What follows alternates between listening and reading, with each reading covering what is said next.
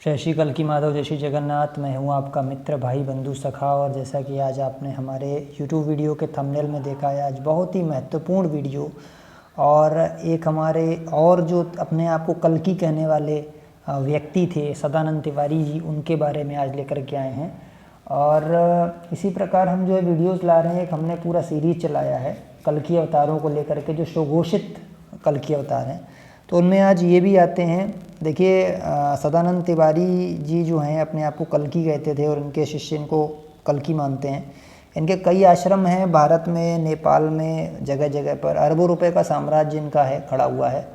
और अभी तो फ़िलहाल ये बेचारे जो है, इनकी मृत्यु हो गई, इनकी हत्या कर दी गई, कई राउंड इन पर फायरिंग हुई। और इसके लिए मैं जो है इनकी जो हत्या हुई है उस पर मैं इनसे हमदर्दी रखता हूँ और इनके साथ ऐसा नहीं होना चाहिए। मैं ये कहता हूँ गलत हुआ इनके साथ जो भी हुआ है, और मेरी इनके शिष्यों के साथ भी पूरी हमदर्दी है। लेकिन जब इन्होंने अपने आप को कल्की अवतार कहा तो वहाँ पे बहुत बड़ी समस्या ये खड़ी हो गई कि यदि वो अपने आप को कल्की या अपने आप को तारणहार कहते थे तो वो स्वयं की रक्षा क्यों नहीं कर पाए। उनके भक्तों को ये सोचना चाहिए, क्योंकि अब वो तो नहीं है, आपके गुरु नहीं रहे हैं। अगर उनके भक्त मुझे सुन पा रहे हैं तो मैं उनको ही संबोधित कर रहा हूँ। उनके जो भी शिष्य हैं उनको ये जानना चाहिए। उनके शिष्य हमेशा ये लगाते थे कि सत्य एक अवतरित हुआ, बकवासों का अविनाश है, शंका समाधान के पूरे पूरे एपिसोड चलाते थे। और इनके शिष्य एक जयकारा भी लगाया करते थे, प्रेम से बोलिए लीलाधारी प्रभु परमपिता परमेश्वर आनंद कंद सदानंद जी महाराज की, मनमोहन भगवान की जय।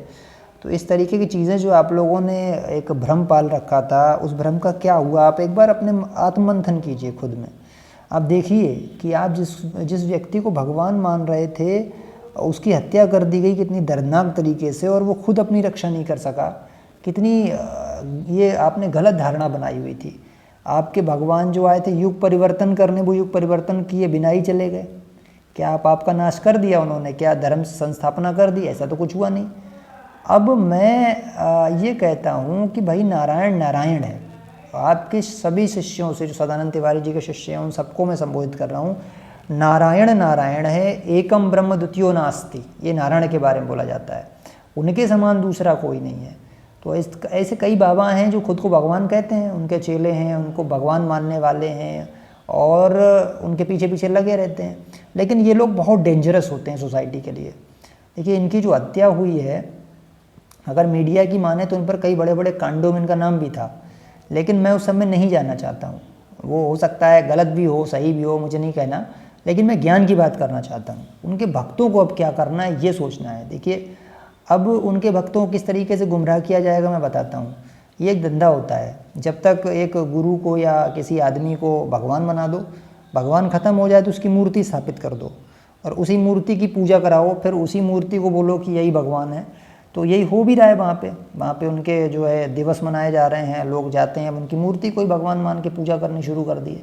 यानी वो जो व्यापार है वो कहीं ना कहीं ख़त्म नहीं होगा। भगवान के नाम पर जो चला आ रहा कार्यक्रम था वो ख़त्म नहीं होगा। और देखो, सारे बाबाओं का जो व्यापार है वो दान से ही चलता है, और दान ख़त्म तो बाबागिरी ख़त्म। अगर वो गुरु नहीं रहा तो उसके जो नीचे के अनुयायी होंगे वो उसी गद्दी बैठ जाएंगे और उसको मूर्ति रूप में स्थापित कर देंगे और चेलों को गुमराह करेंगे। तो यही सब लोग करते हैं। ये एक बहुत पुराना बिजनेस मॉडल है।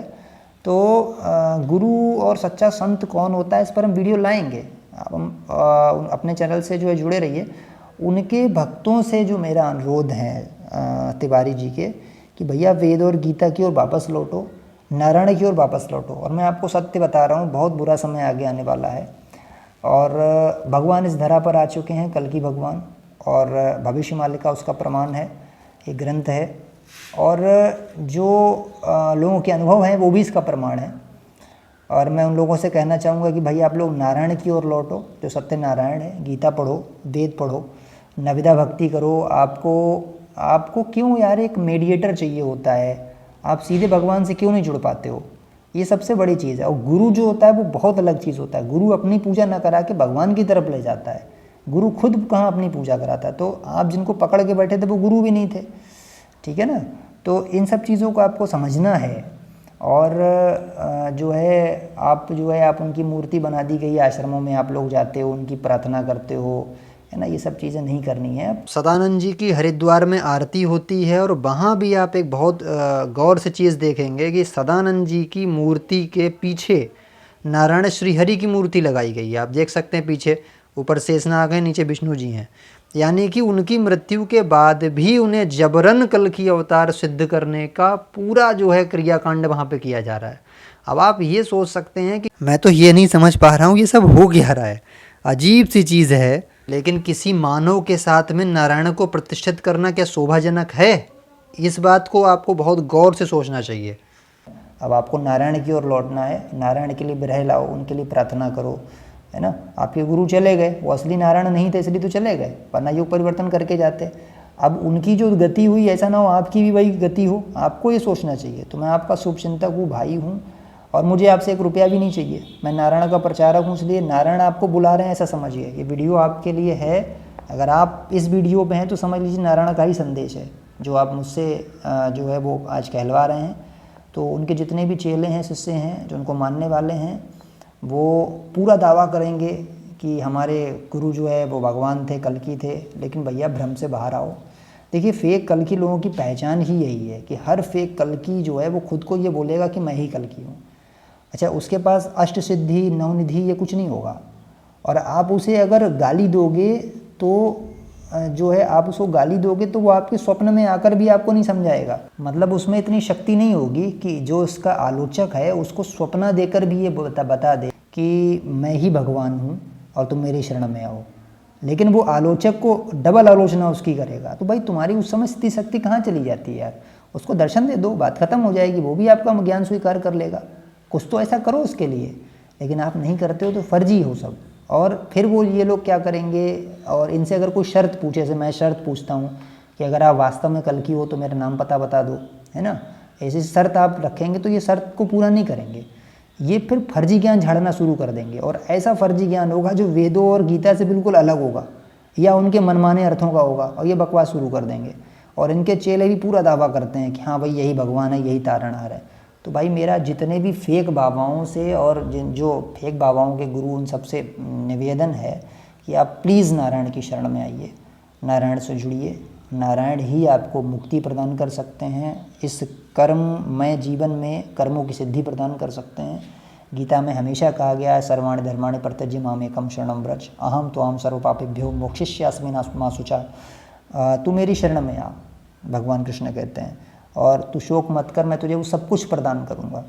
तो वही आपको नारायण बुला रहे हैं, और जो भी उनके शिष्य हैं उनसे बार बार निवेदन है कि सत्यनारायण की तरफ जाइए, खुद गीता पढ़िए, नारायण की शरण में जाइए, भक्ति योग, कर्म योग या ज्ञान योग का आश्रय लीजिए, उनके नाम का सुमिरन कीजिए। कलयुग केवल नाम आधारा, सुमिर सुमिर नर उतरे पारा। नारायण आपका कल्याण करेंगे, ऐसी जो है मेरी सोच है, विचार है मेरा। और इन्हीं शब्दों के साथ आपसे विदा लेंगे। अगर आप हमारे चैनल पर आज नए हैं और इसी प्रकार की ज्ञानवर्धक वीडियोस देखना चाहते हैं और अपने सत्य सनातन को जानना चाहते हैं, फर्जी बाबाओं से बचना चाहते हैं और वास्तविक ज्ञान प्राप्त करना चाहते हैं, तो हमारे चैनल को सब्सक्राइब कीजिए। वीडियो अच्छी लगी है तो लाइक कीजिए, अपने चैनल से इसको शेयर कीजिए ताकि और लोगों तक ये ज्ञान पहुँचे, और अपने कमेंट कीजिए, अनमोल सुझाव दीजिए ताकि हम नई वीडियो बनाने के लिए प्रोत्साहित हों। इन्हीं शब्दों के साथ आज्ञा दीजिए। जय श्री हरि, जय श्री जगन्नाथ, जय श्री कल्कि माधव, जय सत्यनारायण।